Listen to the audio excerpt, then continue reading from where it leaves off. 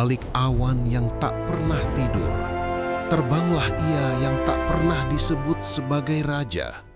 Bukan penguasa, melainkan penjaga.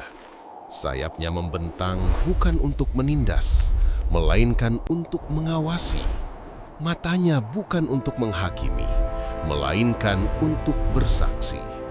Di sanalah ia selama berabad-abad, Garuda yang menjaga langit agar bumi tak lupa pada nuraninya. Di bawah bayang-bayang sayap penjaga, negeri tumbuh dalam kesederhanaan yang agung. Air mengalir tanpa takut diracuni. Hutan berdiri tanpa cemas akan ditebang. Makhluk-makhluk kecil hidup tanpa mengenal kata takut pada kekuasaan. Di masa itu, tidak ada yang merasa paling besar, karena semua tahu alam adalah ibu yang tak bisa dimiliki, hanya bisa dijaga. Namun, kejahatan tak pernah datang dengan gemuruh. Ia datang dengan gigitan kecil, sunyi, namun mematikan. Dari celah-celah paling gelap, muncullah mereka yang tak pernah diundang. Tikus-tikus kecil dengan mata yang berkilau oleh lapar yang tak pernah kenyang. Mereka belajar cepat bahwa dunia bisa digerogoti tanpa harus menjatuhkannya sekaligus. Ketika kekuasaan bertemu ketakutan, dan ketakutan bertemu emas, maka lahirlah pengkhianatan yang berseragam perizinan. Peta hutan dibentangkan di meja gelap. Cap persetujuan mengetuk seperti palu atas nasib masa depan. Di saat itu, bukan hanya pohon yang dijual, tetapi juga harapan anak-anak yang belum lahir. Dan ketika akar-akar dicabut dari tanahnya, bumi pun kehilangan ingatannya.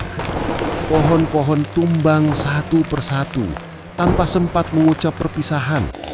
Burung kehilangan langitnya, rusa kehilangan bayangannya.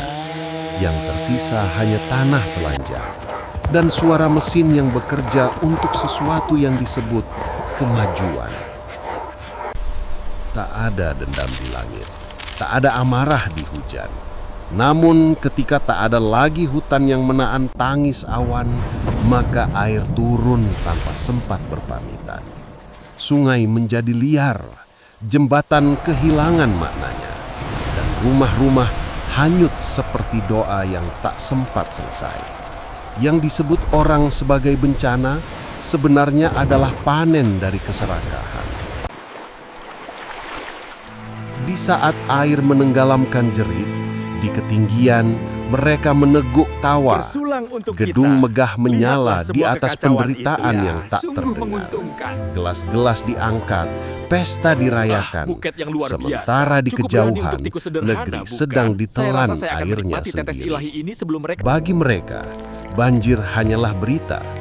Bagi yang di bawah, banjir adalah akhir dari segalanya. Bersulang. Dari langit yang bergetar oleh petir, Garuda menyaksikan semuanya. Ia melihat hutan yang hilang. Ia melihat sungai yang mengamuk. Ia melihat makhluk kecil yang tak pernah ikut memilih kehancurannya. Dan untuk pertama kalinya dalam keabadian yang telah ia jalani, sayapnya bergetar bukan karena angin, melainkan karena duka yang telah berubah menjadi amarah. Ketika pengkhianatan tak lagi bisa diperingatkan, maka nurani tak lagi bisa diam di langit. Awan terbelah, petir berpindah arah, dan dari rahim badai jatuhlah keputusan yang tak bisa ditarik kembali. Garuda tidak turun sebagai lambang, ia turun sebagai akibat. Langit runtuh ke dalam kota, got meledak ke permukaan, sayap membelah baja, cakar merobek kepalsuan. Tikus berlari tak lagi sebagai penguasa, melainkan sebagai mangsa dari dosanya sendiri. Ini bukan perang antara besar dan kecil. Ini adalah perang antara yang menjaga dan yang menghabisi. Dan untuk pertama kalinya, kegelapan tidak bertarung dengan bayangan, melainkan dengan cahaya yang marah. Gedung yang dibangun dari kebohongan tak pernah jatuh oleh guncangan, ia jatuh oleh beratnya dosa sendiri. Emas berguguran seperti hujan yang tak lagi disambut. Nama-nama yang dulu diagungkan jatuh kembali ke got dari mana mereka berasal. Namun Garuda tidak bersorak.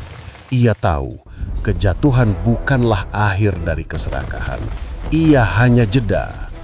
Ketika saat matahari kembali menyentuh puing, negeri itu bernapas lagi, meskipun dengan luka yang tak akan cepat sembuh. Garuda berdiri dalam diam, tidak sebagai pahlawan, tidak sebagai dewa, hanya sebagai saksi bahwa kejahatan selalu bisa tumbuh kembali jika kembali dibiarkan. Ia kembali terbang ke langit bukan karena tugasnya selesai, melainkan karena yang paling berbahaya bukanlah tikus di dalam got, melainkan ketika nurani di dalam diri memilih ikut menjadi tikus.